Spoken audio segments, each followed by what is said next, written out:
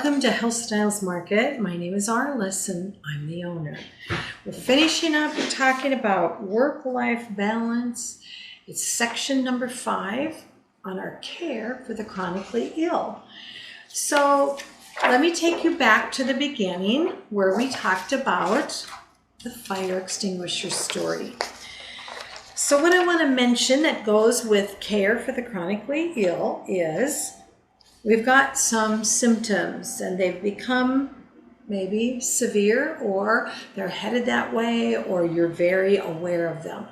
So when we go to our doctor appointments, they're often running tests, taking a health history, looking at your whole picture, and ultimately, hopefully that ends in a diagnosis. So now you at least have a name for the suffering. And so what I want to remind you is we have two categories, two sides of our paper that are in cahoots here with our bonfire. Doesn't necessarily mean that you have burning for symptoms. We're just using that symbolically. And so we have the fire extinguisher side, and which is representing prescriptions, which is most often what the doctor would use.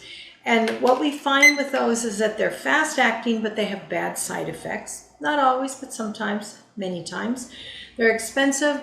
Most often your insurance company is covering the expense, and they are normally addressing the symptoms only. So then we have this other choice, or we can combine the two, and adding in natural or switching to natural. It's slower acting.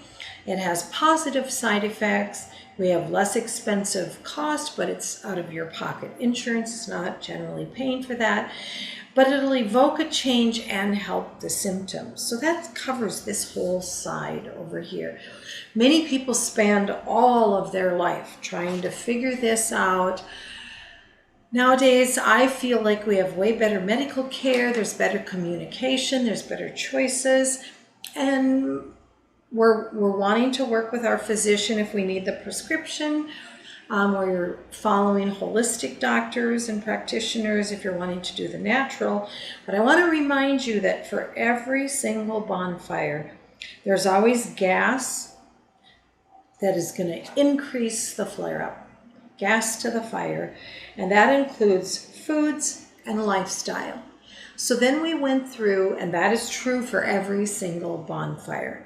So then we went through very specific foods and lifestyle in these different segments to make you aware of things you could be doing that you knew about or you didn't know about that go hand in hand.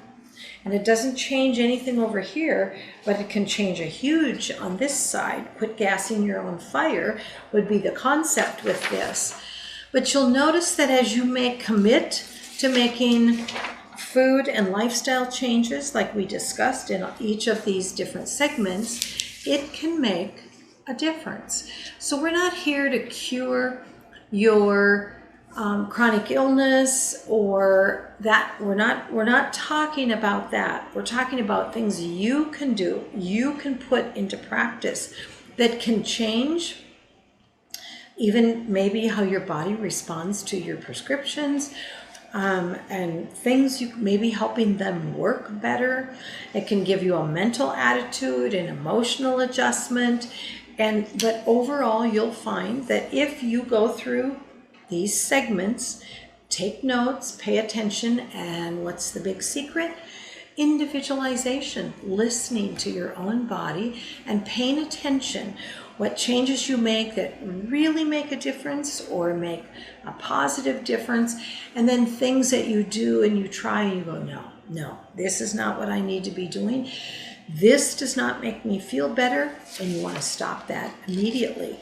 So individualization is a learned skill. It's paying attention to your own body, your own thoughts and feelings, what helps you feel better, and you want to do more of that. And the things that make you feel badly, you want to do less of those. So in each of those different categories, we had little charts that you could fill out to help you get better acquainted with yourself and to develop habits of individualization. It makes such a difference. Only you know how you feel in your body. Only you know what helps you feel better or worse. And really, you're the only one or the best one that could be your own advocate in a health or a work-life balance situation. And part of it is being careful who you allow to influence you.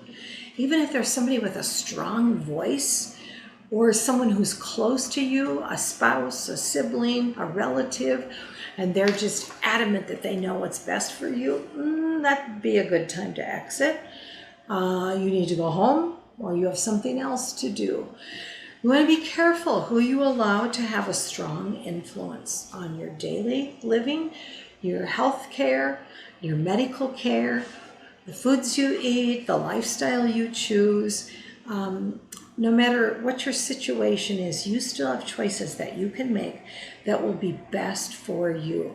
So in this segment of work-life balance, one of the things you want to be committed to is how do you add more joy? And it can be simple and easy. You can watch TV shows that make you laugh, that have some humor, that are lighthearted and fun. You can have books that are, magazines that are. You can play cards, play games. You could add some humor to your day.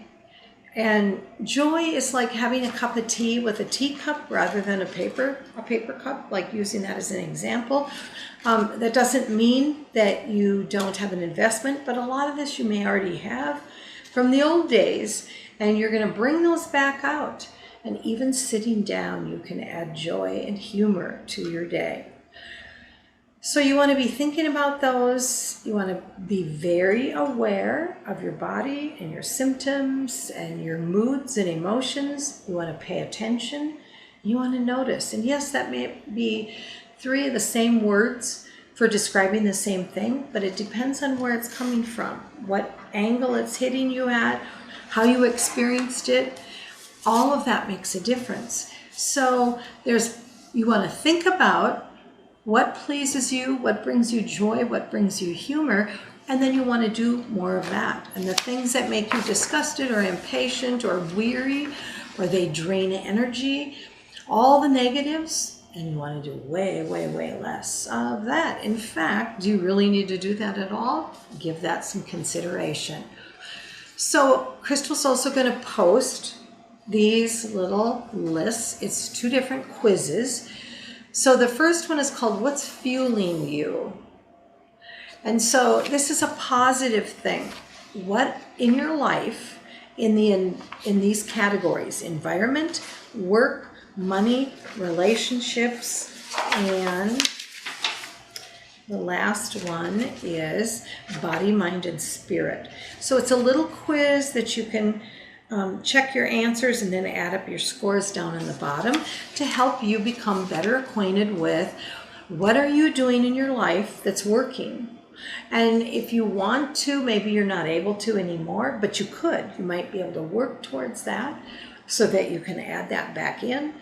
But you want to pay attention to what used to fuel you, what made you feel up, positive, uplifted, energized, life in a positive mood. What was that? How have you lost that with the chronic illness? And what can you do to change your circumstance? Even a tiny little bit can change what's fueling you. So then the other quiz is about, so what is around you that's draining you? And in what way can you make changes with that? Yes, it's true, you have chronic illness, and so you're working with that 24/7. But right outside that box, there's still things you can do that can bring a little chipper, a little joy, a little smile, a little humor, some lightheartedness, and you want to pay attention. So what can I do? Yes, there's a lot you maybe can't, but what can I do? And when your focus is on what can I do, what can I make work, how do I add a little joy, how do I add a little humor, your whole day, your whole weekend, your whole week can change. And your perspective can change when you're looking at this. We still got this, but can we look at it from here, instead of straight on and all we see is the blackness and darkness, or we focus on the pain and inflammation. We can go into more detail in a private one-on-one consultation. I do those by appointment. You're welcome to call the store or stop in and get more information. And then we sit down with your paperwork and you and I talk about your health and your situation and what can I do to help you make some changes that maybe could make a real difference for you in your daily living. It doesn't mean you're going to get a cure for a chronic illness, but we still can live with that and maybe not have it be so negative. So you want to adopt this kind of concept, in my opinion, that we're working with baby steps and we're staying focused on how can we make progress in this. Little changes. And there's not going to be something big and dramatic, but little baby steps can make such a difference. You also can journal them, write them down, take notes, however works best for you. But when you're willing to be satisfied first, especially in the beginning with baby steps, you'd be amazed what a difference it can make. And so my brain races to all the different possibilities and all the different ideas. But in reality, I'd love to meet with you and make it relevant to your health, your chronic health, your living situation, your finances, whatever we can do to make this relevant and doable for you. If you decide that you're going to commit to doing some things, making some changes, that's what this little form is. It's my self-care. So you'll notice each of the categories listed here, and you might want to learn the timing. A couple different ways you can use that category. So there might be this feeling like, oh, I don't have time, I'm too sick, I have too much inflammation, too much pain, whatever. But maybe you want to time yourself doing that, journaling, reading your Bible, watching something that's a joyful situation for you, a movie, 1 or 2 hours. You want to pay attention to that. Are you going to commit to doing some of these things? Like, what appeals to you and how long does it take? One time my daughter and I were discussing this. She's married with 3 children, and we were discussing about how we put the dishwasher off because we have this perception that it's just going to take so long. And I said, well, let's time ourselves and then we'll get back on the phone. And so I unloaded my whole dishwasher, and it was a ridiculous small amount of time, loaded it back up, and I was done with the whole thing in I don't remember now, but it was like less than 10 minutes. It was no big deal. This wasn't an hour and a half kind of a job. It feels like that maybe emotionally, especially if you don't like doing it, but it was amazing. So now when I want to put that off, then I just think of that. I can always set the timer just to give myself kind of a little jig, and maybe I can do it faster if I have my timer on. There we go. And it's a really good little handy tool to include in daily activities when you want to pay attention. So she will also post the My Self-Care down below by the links, so you can keep track of what you've committed that you're going to add to your daily routine, weekly routine, to see what a difference you can make in your work-life balance. Thank you for joining me for this whole entire series, and I hope there's been lots of helpful tips for you. And again, give some consideration to scheduling a personal consultation, and you and I will work on your situation and helps that fit you and whatever you're dealing with.